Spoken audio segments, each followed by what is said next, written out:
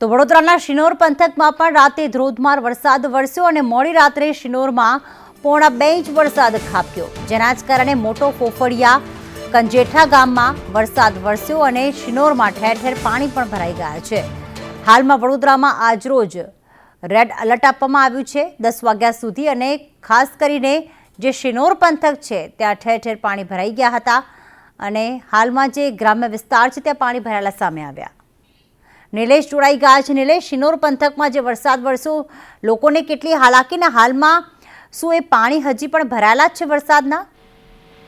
જી પ્રીતિ, જણાવી દઉં કે શિનોર પંથકમાં જે મોડી રાત્રે જે ધોધમાર વરસાદ વરસ્યો એમાં શિનોરના બજારના રસ્તાઓ પર જે નદી વહેતા હોય એવા પાણી વહેતા થયા હતા અને અત્યારે જે વરસાદ ધીમી ધારે થઈ રહ્યો છે એને લઈને તો અત્યારે હાલાકી તો કંઈ દેખાતી નથી, પણ હજુ પણ જો રેડ એલર્ટ છે તો આગળની પરિસ્થિતિ ગંભીર બને એવી પરિસ્થિતિ છે। બિલકુલ, આભાર તમામ વિગતો માટે નિલેશ।